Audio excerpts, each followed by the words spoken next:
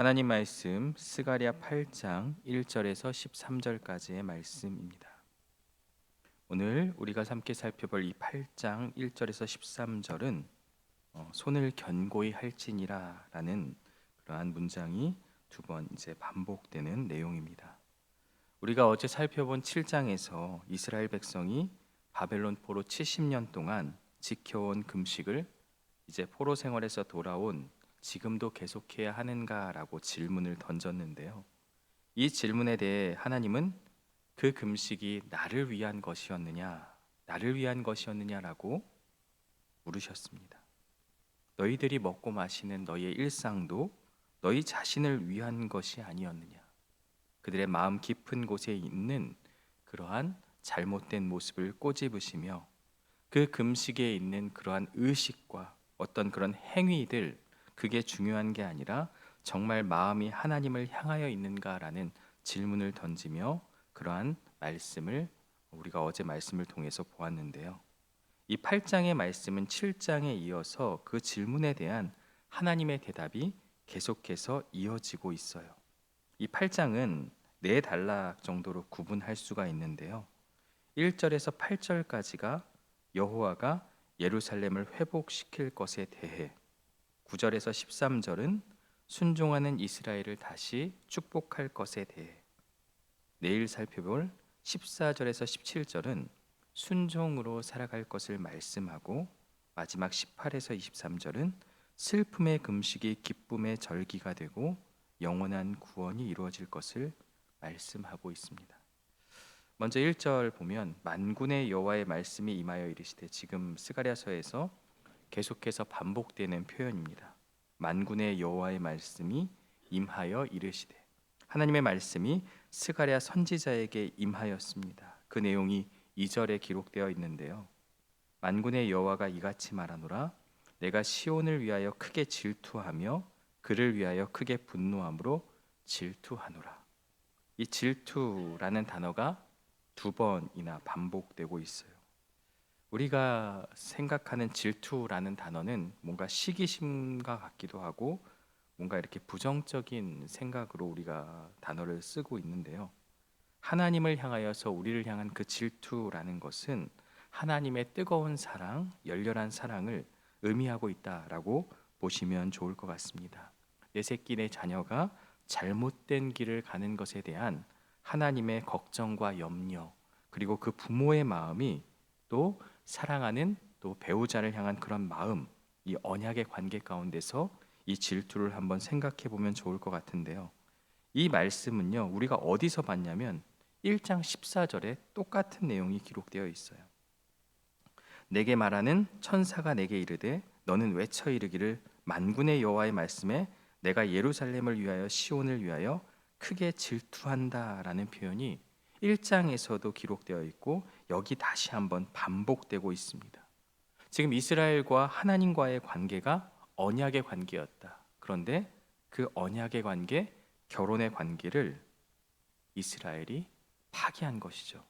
하나님만을 섬기고 하나님만을 예배해야 함에도 불구하고 온갖 우상들과 하나님을 동일시 여기는 것을 떠나 하나님을 버리고 그 우상을 따라 살았던 그들의 간음에 대해서 지금 하나님께서 질투하고 있다라고 말씀하고 있어요. 실제 그들이 하나님을 떠났을 때 하나님은 그들에 대한 안타까운 마음으로 그들을 징계하시고 그 질투가 심판으로 이루어졌던 건데요. 하나님이 시온을 위하여 크게 질투한다는 것은요, 질투할 만큼 그들을 사랑한다라는 것.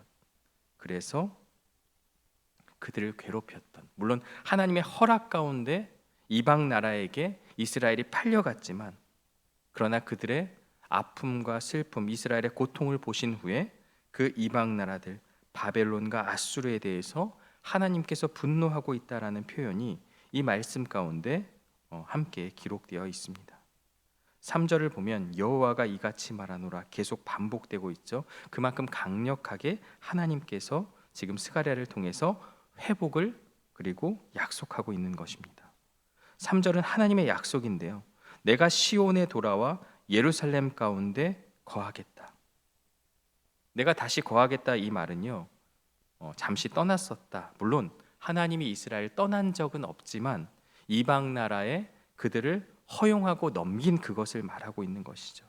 그런데 떠나버렸던 그 하나님께서 시온에 돌아와 예루살렘 가운데 거하겠다. 그들과 함께하겠다. 여러분, 이게 신약 시대 임마누엘의 은혜가 아니겠습니까? 하나님이 우리와 함께 하신다. 물론 구약 시대에도 함께 하셨지만 특별히 그 임마누엘의 은혜, 그리고 그 하나님이 함께하는 곳이 진리의 성읍, 그리고 여호와의 산은 성산, 거룩한 산이라고 불리게 되는 것이다 라는 것을 말씀하고 있습니다.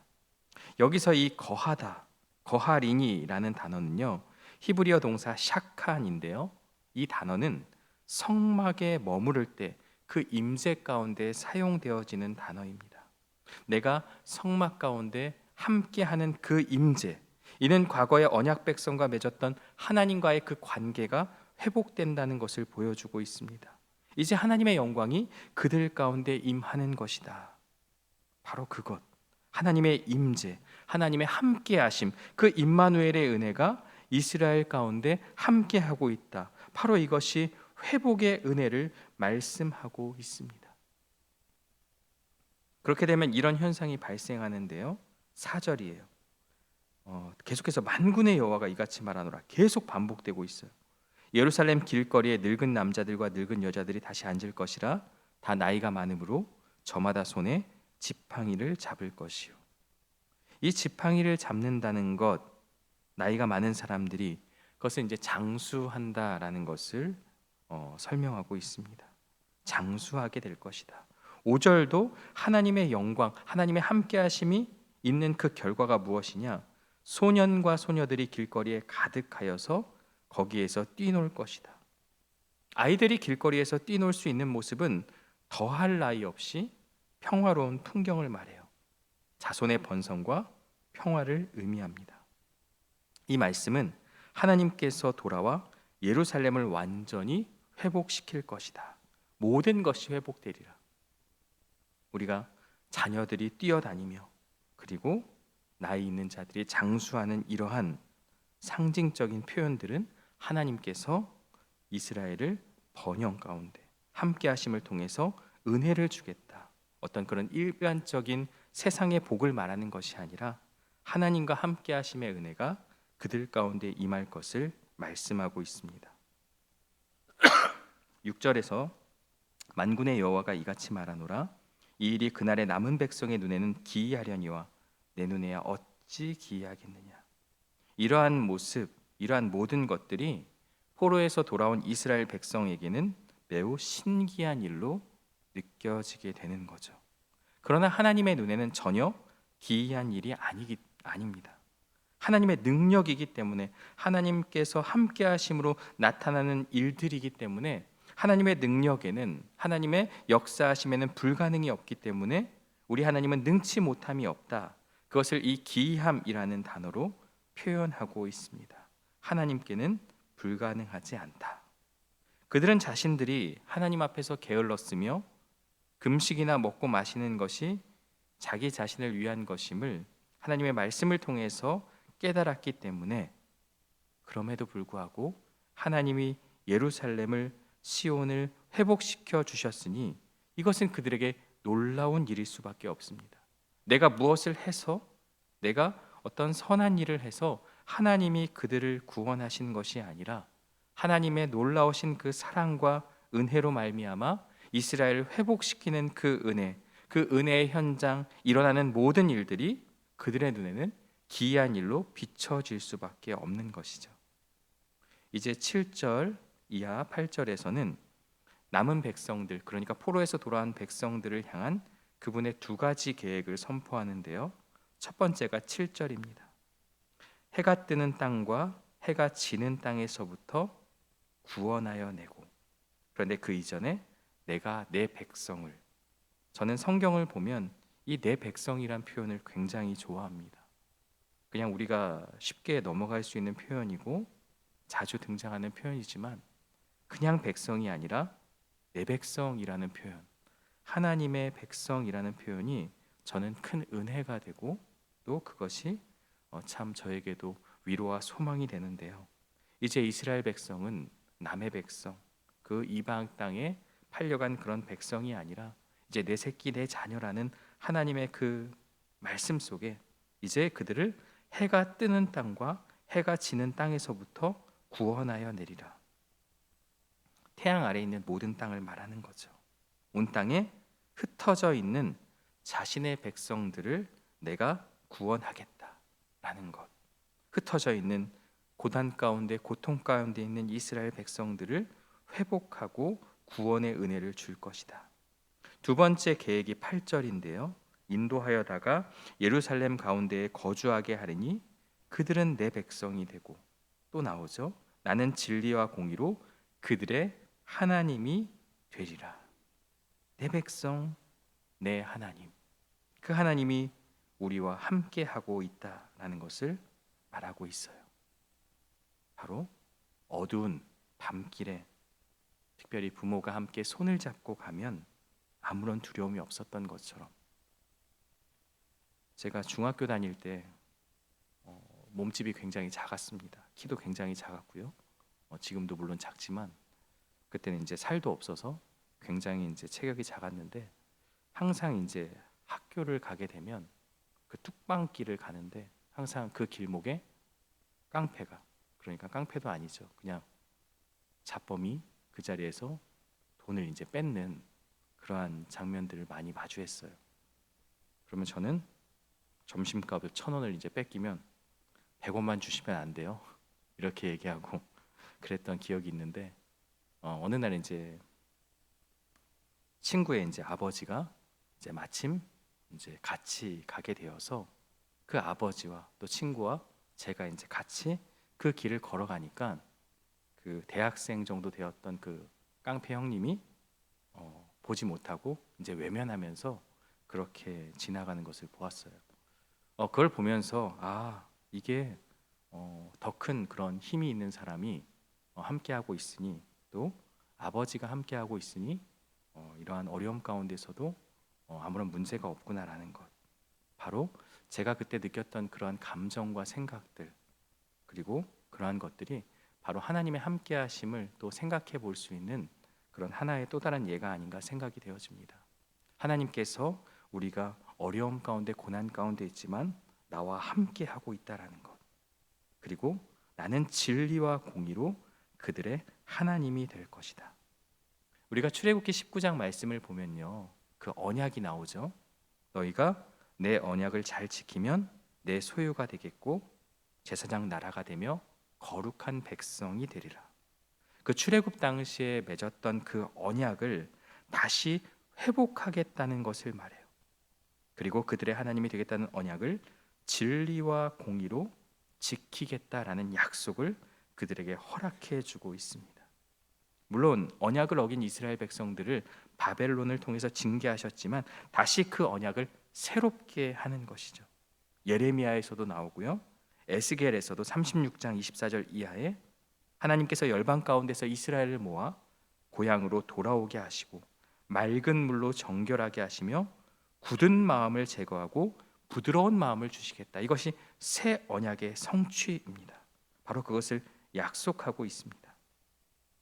9절에서 13절은요, 아까 말씀드렸던 손을 견고히 할지어다, 그리고 13절의 마지막도 선을 견고히 할지어다. 이것은 이제 인클루지오 형식이라고 하기도 하고 쉽게 말하면 수미상관이라고 하는데요, 이 손을 견고히 할지어다라는 그 내용을 가지고 위와 아래가 감싸고 있다라는 것이죠. 9절의 말씀을 보면 만군의 여호와의 집 성전을 건축하려고 그 지대를 쌓던 날에 있었던 선지자들의 입의 말을 이날에 듣는 너희는 손을 견고히 할지어다. 이 말씀의 성취는요, 부분적으로는 바벨론 포로에서 돌아와 성전이 재건되는 그 시점에 일어났습니다. 물론 그 새 언약의 성취는 예수 그리스도의 십자가와 부활로 인해서 완벽하게 이루어졌지만 부분적으로 이루어진 것은 바로 이 장면, 성전이 재건되는 시기에 일어났다는 것이죠. 그때 너희가 손을 견고히 할지어다. 용기를 가지고 힘을 가지고 성전 재건을 계속하라는 말이죠. 어떤 일을 용감히 한다가 바로 너희는 뭐뭐 할지어다 이 단어인데요, 너희가 지금 성전 건축을 하는 재건하는 그 일이 많은 방해와 어려움이 있지만 용기를 가지고 힘써 하라라는 것. 이 견고히 하라는 뜻의 하자크는 용기를 북돋우다, 강하게 하다, 담대하게 하다라는 의미가 있어요. 강하고 담대하게 성전 재건을 계속하라. 하나님의 언약 가운데 있는 이스라엘 백성은 두려워할 것이 없다라는 것을 지금 약속하고 있어요. 10절에 보면 이날 전에는 사람도 삭슬을 얻지 못하였고 짐승도 삭슬 받지 못하였으며 사람이 원수로 말미암아 평안히 출입하지 못하였으나 내가 모든 사람을 서로 풀어주게 하였느니라. 이 명령이 주어진 배경이 어떠합니까? 성전 재건이 시작되었지만 크고 작은 문제로 인해 한 15년 정도 공사가 중단되었어요. 그 시기에는 사람도 짐승도 제대로 품삯을 얻지 못했고, 쉽게 말하면 공사가 중단되었는데 어떻게 임금이 나갈 수 있겠습니까?